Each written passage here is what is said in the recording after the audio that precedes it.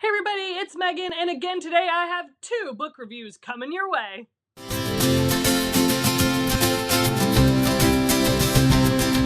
Make sure you never miss another one of my videos by subscribing and turning on those notifications.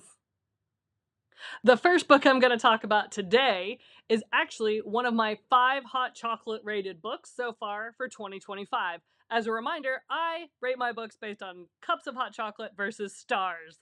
Today I'm going to talk about Swiped by L.M. Chilton, not to be confused with Chilton from the Gilmore Girls, because that was my first thought. I picked up Swipe at a book swap with some friends, so I had no expectations and no idea what to expect, but based on the cover and the description, I was like, ooh, this seems like a true crime girly kind of book. So I picked it up. We have our main character, Gwen, and she is the token single friend, as I like to think of her. Bestie Sarah's getting married, and no surprise, Gwen does not like her friend's fiance. But that's not the main problem in this book. The main problem starts for Gwen when she logs on to a dating app, the equivalent of Bumble, Tinder, whatever you want it to be, whatever fits your location. She's out with Gwen for her bachelorette and she just can't resist it. She logs in to her dating app and gets a message, and the guy's just kind of creepy, and he mentions something about there being men turning up dead in their small English town, and she's like, that's a weird mention when you're trying to get me to go on a date with you.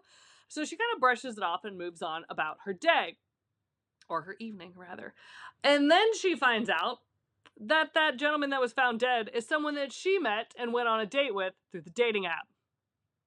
This could be a problem, but I mean, it could also be random, right? We don't know, but it does make her worry, but not too much because, there's a lot of people in town. It could be just really a coincidence that it's someone she happened to know. Well, it's not so much a coincidence because another dead body turns up, and it is also somebody that she went on a date with. And she's replaying these dates with these guys, trying to be like, what is the deal? And she starts to realize that they're all kind of, how do I call them? Dude bros might be the best way to describe them. And they don't really hit it off, and they keep talking about, I've learned all the tricks, I've paid a lot of money.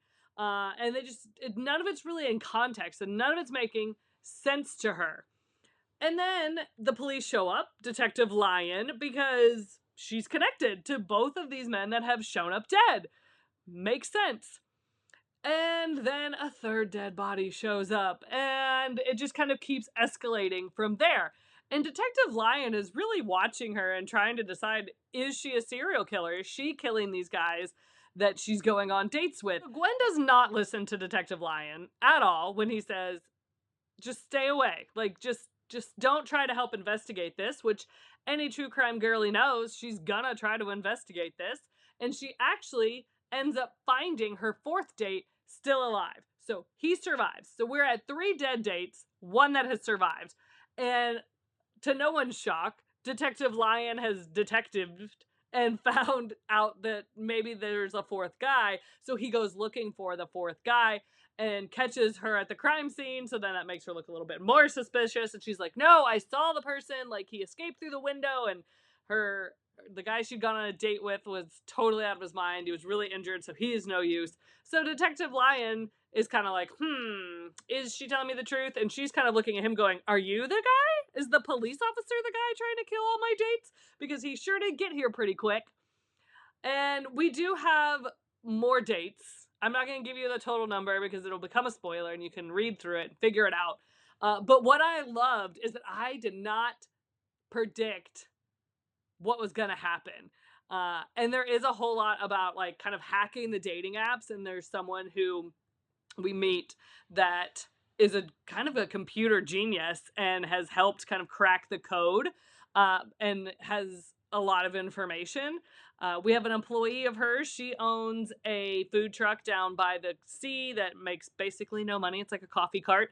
And her employee seems a little suspicious. So is he involved? Is he not involved? We're not sure. We have to keep reading. But I loved this book because it kept me guessing. As I was going through, I'd be like, okay, how many dates are we going to catch? How are we going to wrap this up? Is it going to be somebody that we suspect? Is it not going to be somebody we suspect? I took a lot of notes on each of the guys in my reading journal.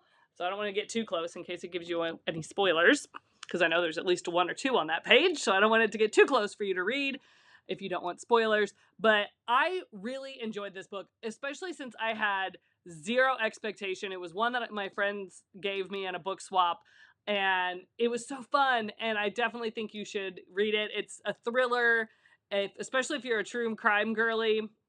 This is right up your alley. I really enjoyed it. Like I said, I gave it 5 hot chocolates, and it's one of the few 5 hot chocolates I've had in 2025. So there you go.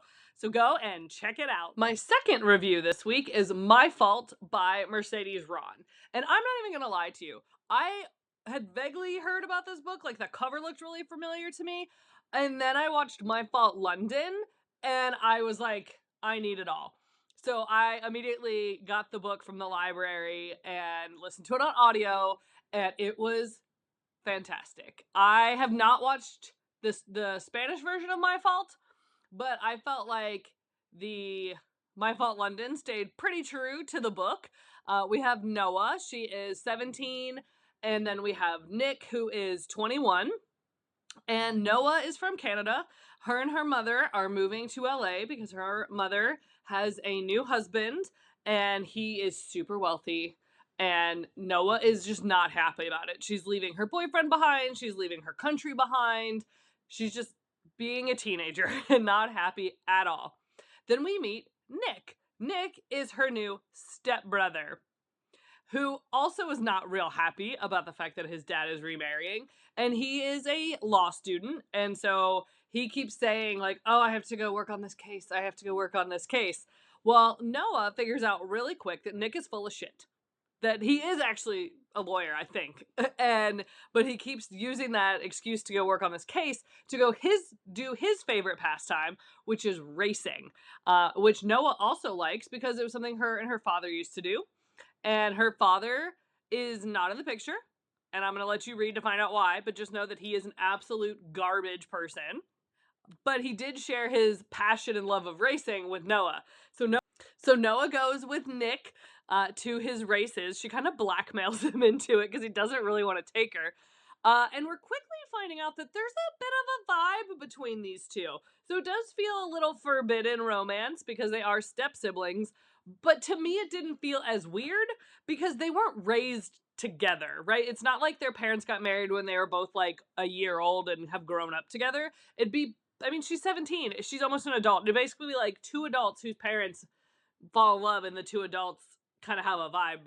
The kids, the adult children, have a vibe. So it doesn't feel super forbidden, but I know that it does kind of give that forbidden vibes of step siblings.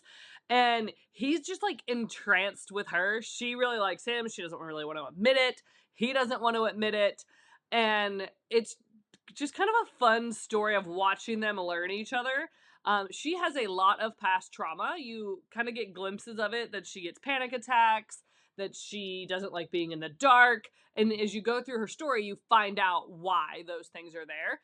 And it really kind of bonds her and Nick together.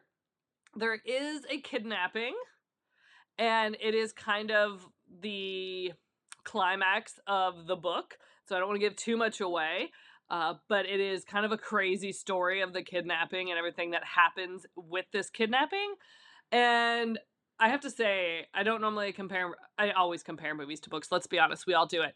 I felt like My Fault London did a really good job. My friend that watched the original version likes it better than My Fault London. But I am now loyal to My Fault London, and I need movie 2, ASAP. And I did see a thing online on TikTok that the lead actor was seen reading the second book in the series on the subway. So maybe that means they're going to do the second movie. Here's hoping, because I want more. I haven't read the second book yet.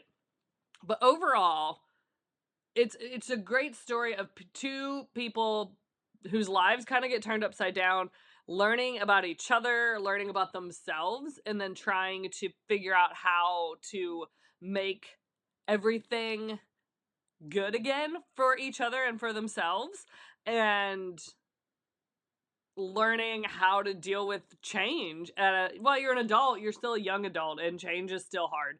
Change is always hard, by the way, but it was a fantastic read. I gave it 4.5 hot chocolates, which, as a reminder, I grade things in hot chocolates and not in stars. So 4.5 hot chocolates. And I give it a little 2 chili peppers. There's some spice to be had in there, so just be aware of that.